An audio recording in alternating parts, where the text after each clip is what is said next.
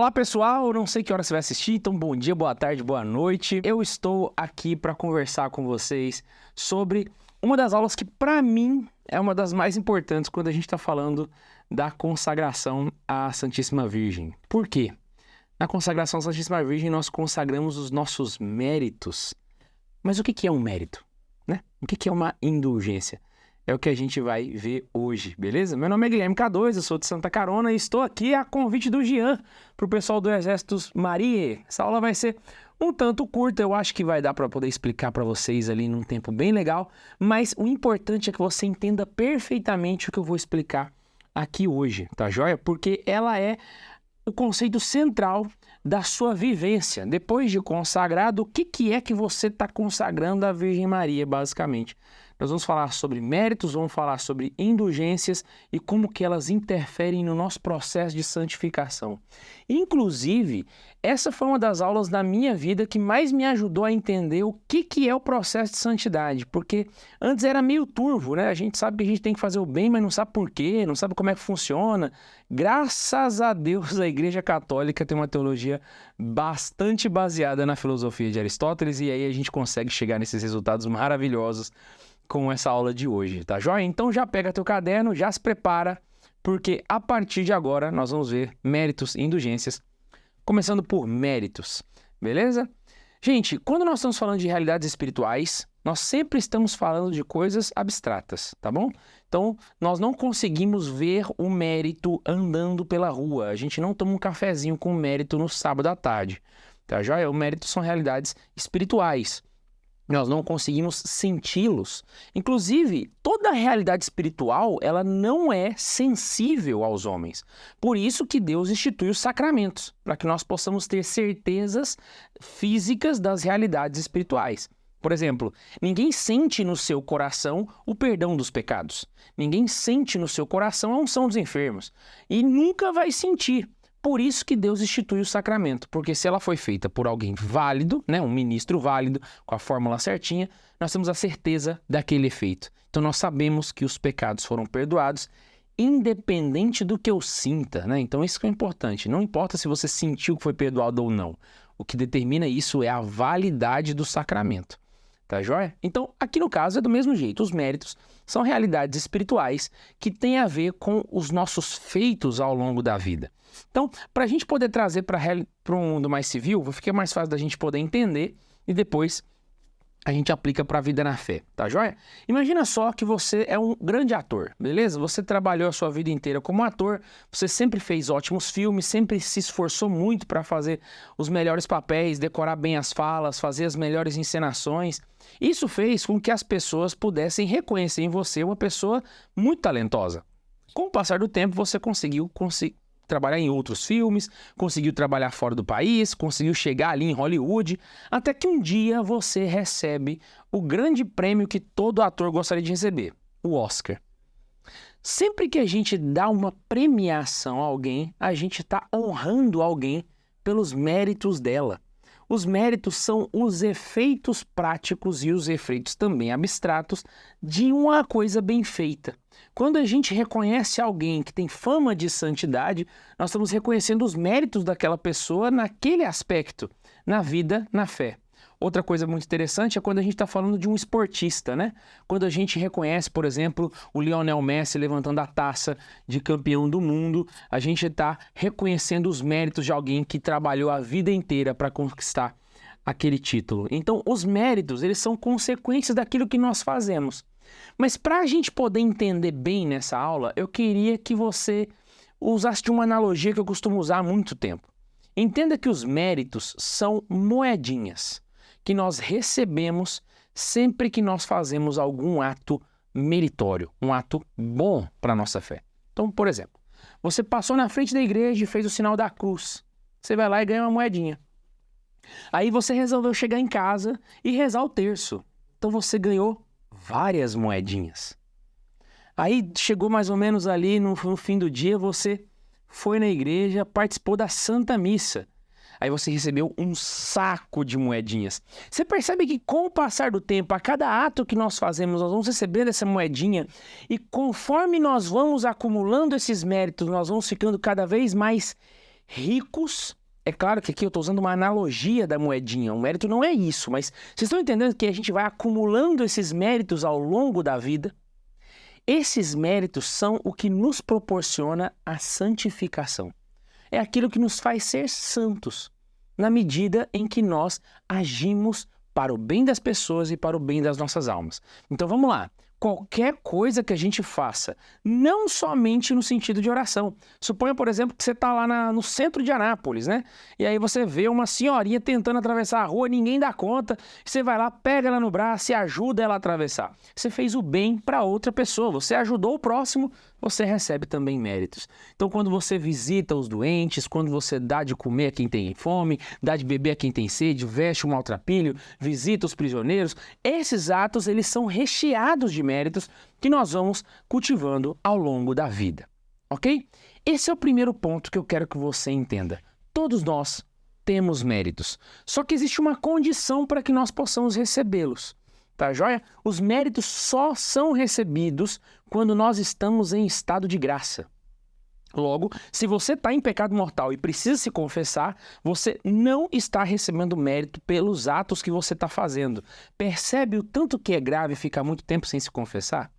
Porque é um período da sua vida que fica estéril, espiritualmente estéril. Por isso que quando a gente peca, a gente tem que logo, de prontidão, correr para uma confissão, na primeira confissão possível, para que nós consigamos continuar recebendo esses méritos ao longo da nossa vida, com as nossas atitudes. Ok? Vamos lá então. Esses méritos, eu, Guilherme, tenho os meus méritos. X. Você que está me assistindo também tem méritos. O Papa Francisco tem méritos. Cada um de nós tem méritos individuais. Só que existe uma coisa muito legal que a gente fala toda missa, só que passa despercebido para a maioria dos católicos. Que é quando a gente está rezando e a gente fala, creio na comunhão dos santos.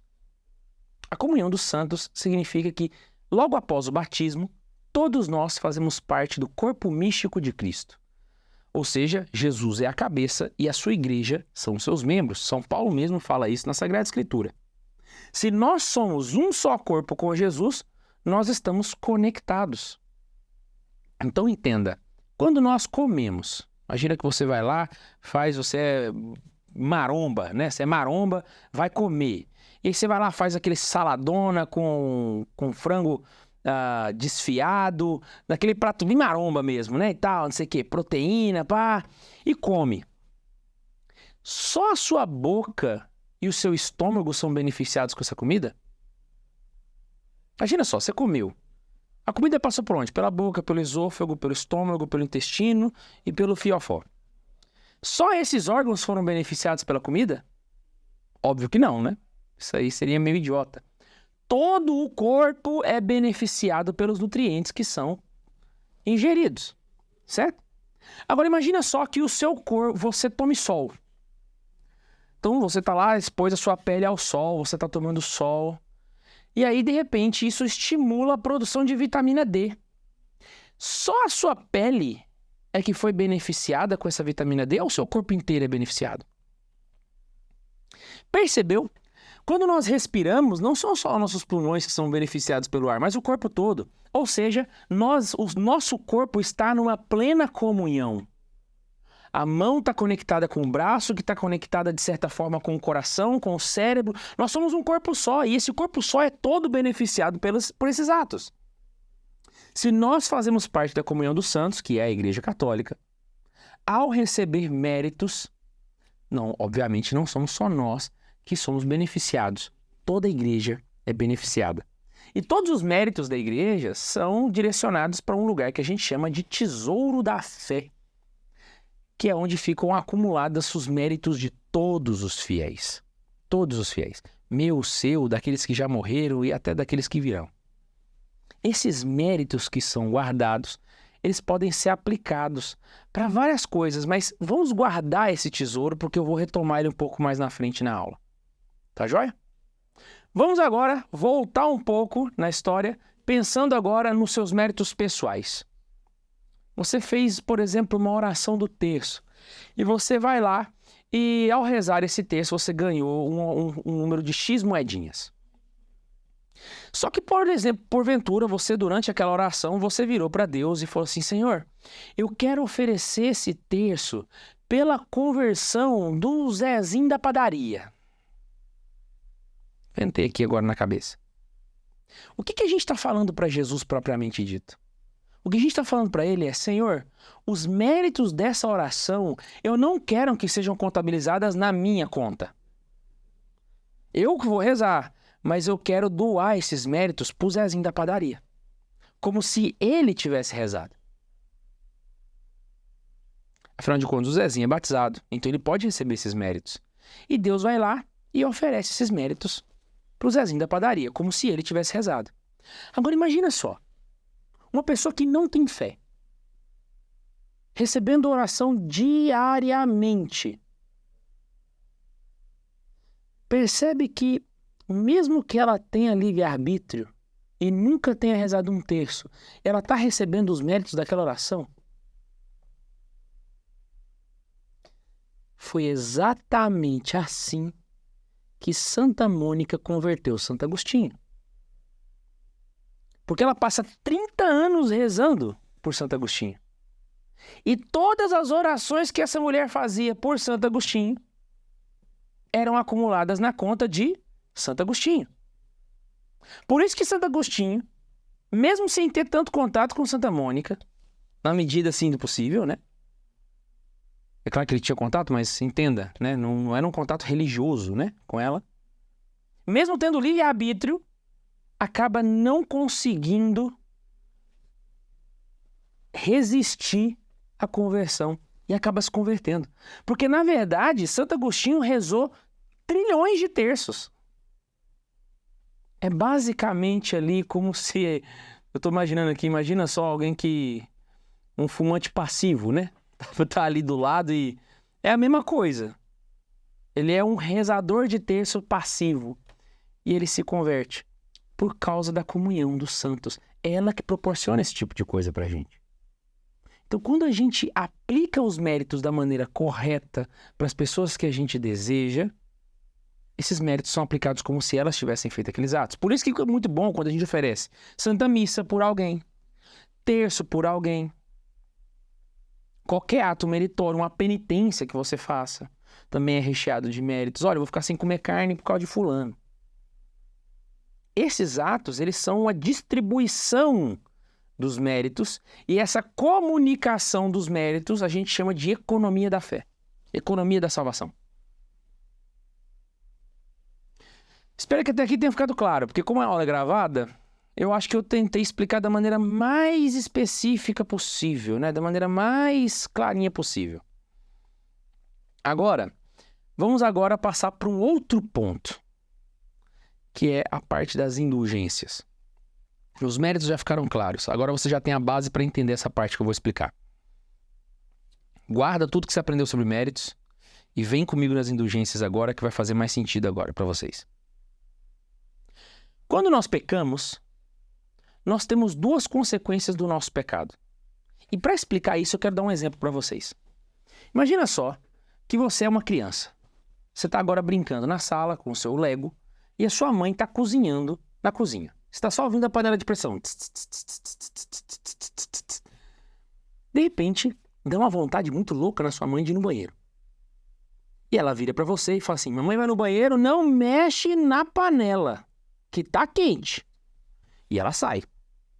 Só que você é um moleque muito do atentado, entendeu?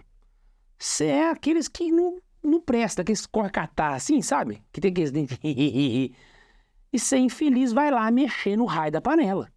Você vai lá, puxa a gavetinha, sobe.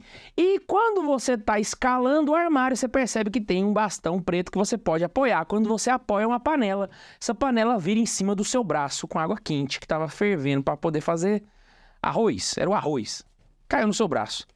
Você grita de dor e não sei o que, e petequeira, aquela dor, desculpa mãe, não sei o que. Sua mãe sai correndo louca do banheiro, o que foi, aconteceu?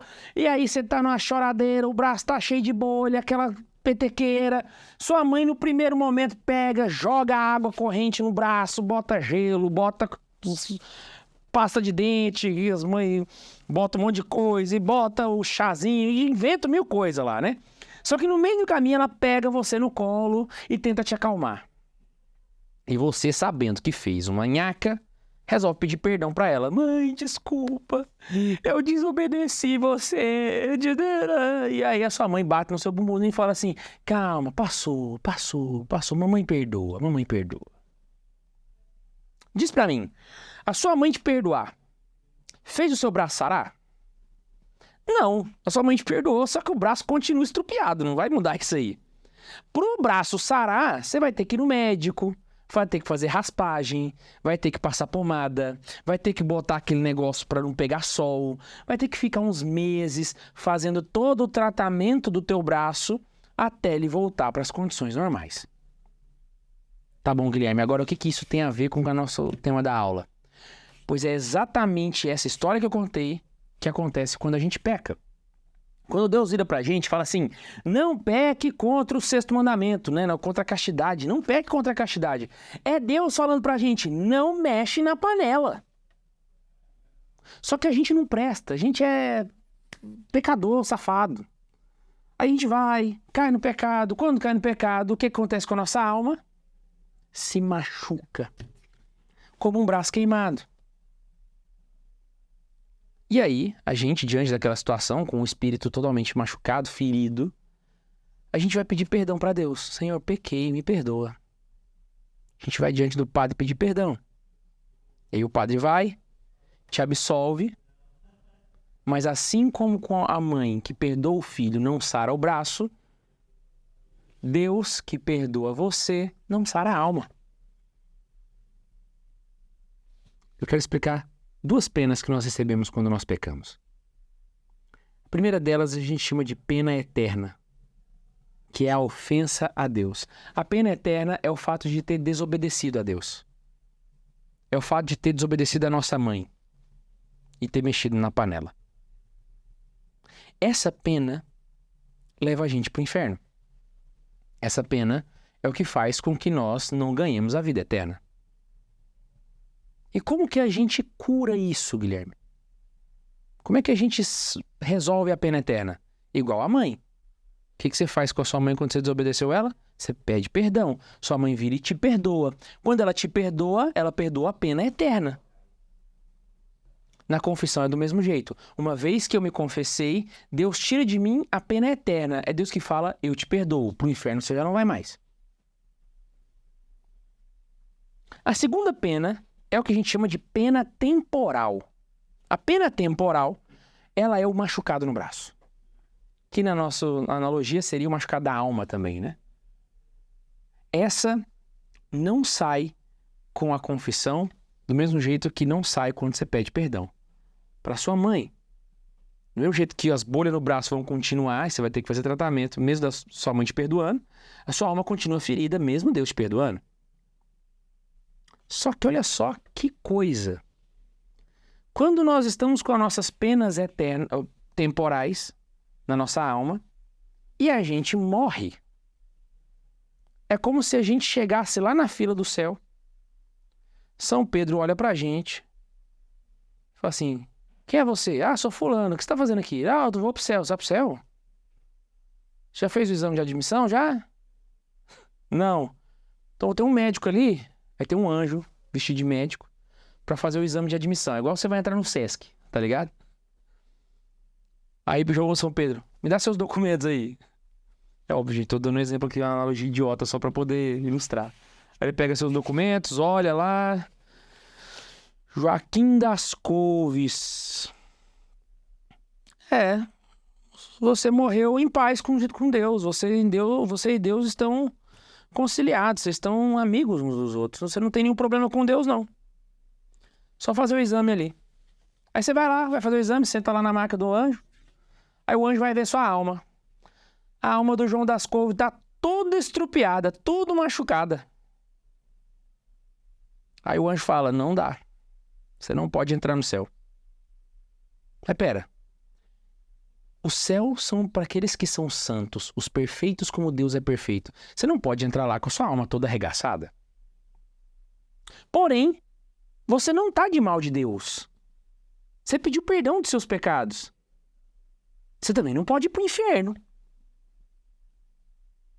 Ninguém que está conciliado com Deus vai para o inferno. Então me fala para onde você vai, porque você tá com a pena, você não tem pena eterna para ir para o inferno. Certo? Mas seu corpo, sua alma está toda estrupiada para você entrar no céu. É para isso que existe o purgatório. O purgatório é o tratamento das almas que estão conciliadas com Deus, mas ainda não estão preparadas para entrar no céu. Que está nas Escrituras, no livro de Macabeus. Os protestantes não acreditam no purgatório porque eles arrancaram esse livro da Bíblia deles. Mas no livro de Macabeus tem Judas Macabeu rezando para que fosse expiado os pecados daqueles que morreram. Peraí, existe expiação de pecado depois da morte? Exatamente. Depois vocês pesquisem um pouco mais para poder entender. Guilherme, então peraí. Então se eu morro sem a pena eterna, se eu morro com pena eterna, eu vou para o inferno. Se eu morro sem a pena eterna, eu não vou para o inferno. Perfeito. Se eu morro só com pena temporal, eu não vou para o céu. Mas se eu morro sem pena temporal, eu vou direto para o céu. Você está anotando, né? Porque você está vendo que dá para fazer tipo uma tabelinha. Vai bagunçar sua cabeça aqui. Então vamos lá. Como que eu tiro essa pena temporal? Como que eu faço para tirar essa pena temporal de mim? Eu preciso, porque eu quero ir direto para o céu. Eu não quero passar no purgatório. Eu não quero só me confessar. Me fala o que eu preciso fazer para passar pomada nesse braço. Qual que é o tratamento que a minha alma precisa? E a igreja explica. O tratamento que as almas precisam se chama penitência. Penitência. O que é uma penitência? A penitência é um exercício da alma. Por que você vai na academia para puxar um ferro? Para quando você precisar puxar e levantar uma sacola, você dá conta. Para que você faz agachamento na academia? Para quando você precisar agachar para pegar um neném no chão, você dá conta. Para que a gente faz penitência? Para treinar a nossa alma para resistir às tentações quando elas acontecerem. Então vamos lá. É pecado comer chocolate, gente? Óbvio que não, graças a Deus. É pecado comer carne? Misericórdia, graças a Deus que não é. Mas, se eu fizer uma penitência de carne, você percebe que o meu corpo vai desejar comer carne? Se eu fizer uma penitência de chocolate, meu corpo vai desejar comer o chocolate? Vai dar aquela vontade, você fala... E se eu não resistir a comer? Não é pecado. Comer carne não é pecado. A não ser que seja nos dias de jejum, tá? Mas vocês estão me entendendo. Comer chocolate não é pecado. Então calma. Você está provocando uma tentação controlada. Uma tentação segura. Você está provocando na sua alma uma simulação de tentação para que ela possa resistir a essa tentação e quando vier a tentação de verdade, pimba, você está treinado. É assim que a gente cuida da nossa alma. E os santos que fazem penitência, e todos os santos fizeram penitência, porque sem penitência não tem céu. Os santos, quando fazem penitência, deixam a sua alma redonda. Como diz o meme que a gente está vendo na internet, uma alma aesthetics. Uma alma top, preparada para entrar no céu. Agora vem a junção das duas coisas. Indulgências e méritos. Quando eu faço penitência, o que eu recebo, gente? Lá no início da aula, você lembra eu falando? Quando eu faço penitência, eu recebo méritos. Peraí. Para curar a minha pena temporal, também precisa fazer penitência? Você percebeu que a conta aqui tá repetindo? Tá vendo um padrão? Quando eu faço penitência, eu recebo méritos. Para curar a minha alma da pena temporal, eu também preciso das penitências, ou seja, dos méritos, ou seja, os méritos das minhas penitências podem me fazer curar as minhas penas temporais. Os méritos das minhas penitências cura a minha alma que está toda machucada. Bingo! Vou fazer penitência para que os méritos dessas penitências possam curar a minha alma. Fez sentido até aqui? Agora, voltemos na aula. Quando eu como, é só o meu estômago que se beneficia com isso? Não. Então, significa que eu posso rezar um terço para que Deus cure a alma de outra pessoa e tire dela as penas temporais. Só que tem um negócio que é mais cabuloso ainda. Voltemos agora naquela parte que eu pedi para vocês guardarem. Lembra do tesouro da fé? Imagina como uma grande sacola imensa que tem os méritos de todos os santos da história da Igreja Católica. Imaginou? Tá, joia? Existe uma pessoa no mundo que tem poder sobre essa sacola inteira. Essa pessoa se chama Romano Pontífice, ou o Papa. O Papa Francisco. E o Papa Francisco pode virar e falar assim: quer saber de uma coisa? Se você fizer tal coisa, você vai receber méritos. Significa que se você fizer alguma atitude, o Papa definiu que quem fizer aquela atitude vai poder pegar um pouco dessas moedinhas, desse bolsão grandão, e aplicar na própria vida.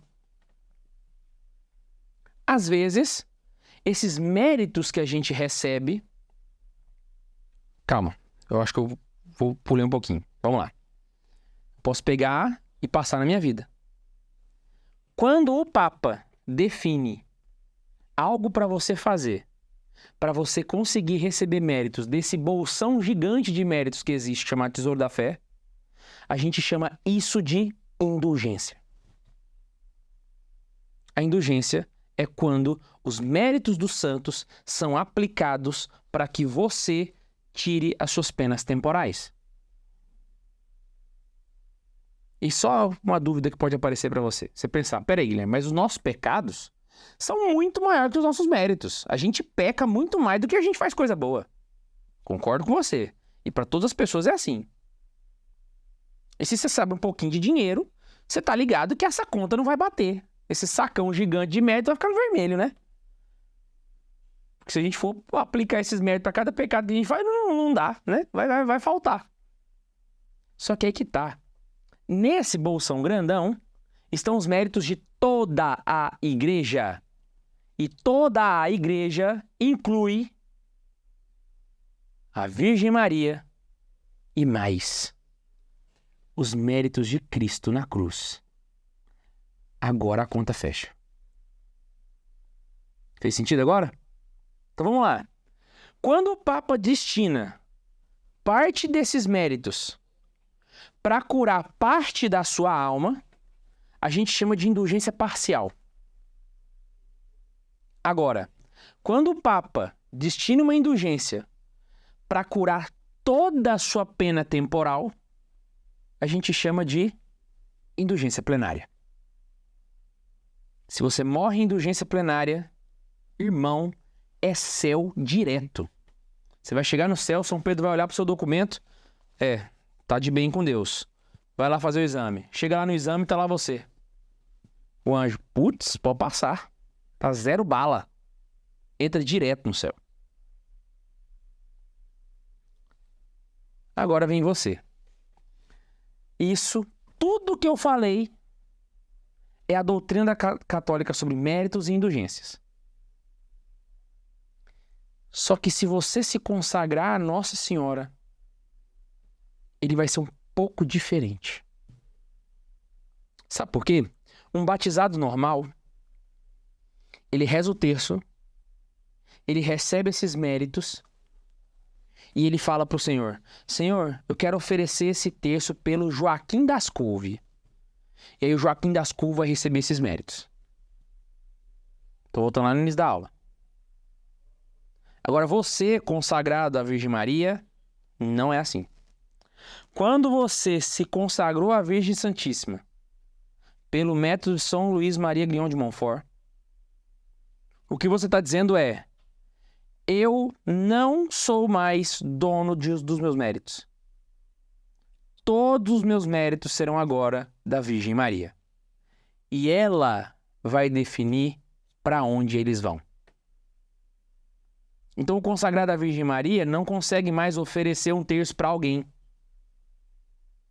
Porque agora todos os méritos vão para as mãos da Virgem Maria e a Virgem Maria aplica onde ela achar melhor. Particularmente, eu acho uma boa fazer isso, porque ela tende a saber usar melhor os méritos do que a gente. Eu acho que você concorda comigo, né? Que ela tem muito mais juízo para usar os méritos do que eu e você. Então a consagração ela é boa nesse sentido. Porque nós estamos entregando à Virgem Santíssima todos os nossos méritos. Tudo aquilo que nós temos de bom, todas as nossas moedinhas. E ela vai aplicar para quem ela desejar. Ok? E é exatamente essa a característica que difere um consagrado à Nossa Senhora pelo método de São Luís Maria Grignon de Montfort de um batizado convencional. O batizado convencional pode direcionar ele mesmo os seus méritos. O consagrado, ele manda tudo para Nossa Senhora e Nossa Senhora faz a distribuição desses méritos da maneira que ela achar mais conveniente. Bem, é isso. Essa é a definição de méritos, essa é a definição de indulgências. Você aprendeu também sobre pena eterna, pena temporal. É uma aula um pouco complicada, eu sei, dá uma bagunçada na cabeça às vezes. Eu recomendo que você volte de novo, tenta fazer esquemas, desenhando. Eu tentei explicar o mais desenhadinho para você não se perder. Volta e entenda para você não passar em branco nesses critérios. Se você quiser se aprofundar mais, eu quero te indicar aqui, inclusive eu nem separei aqui na aula, mas eu acho que agora porque vai ser rápido. No Catecismo da Igreja Católica, você consegue estudar sobre indulgências. E aí você vai ver indulgências, eu estou aqui no índice analítico, tá? Talvez você não tenha o catecismo, então eu vou citar os parágrafos todos para vocês. Indulgências, tá? Vocês vão ver o parágrafo, vou indicar aqui. 1471, 1498, 1032, 1479 e só. Todos esses parágrafos já foram comentados no Catequese com Farofa, tá? Então, se vocês são alunos do Catequese com Farofa, quiserem ir nas aulas respectivas, é só ir lá na planilha de pesquisa, indicar esses parágrafos lá, e a planilha vai te informar quais são as aulas que tratam desses parágrafos. Tudo bem? Então é isso, espero muito que você tenha entendido, que você tenha gostado e que você se aprofunde nisso, porque esse conhecimento é fundamental para quem vai se consagrar à Virgem Santíssima, fechou? Não esquece que a gente se encontra sempre lá no canal do Santa Carona, vai lá, se inscreve, segue a gente nas redes sociais, porque lá sempre tem muita catequese. Um beijo no coração de todos vocês e tchau!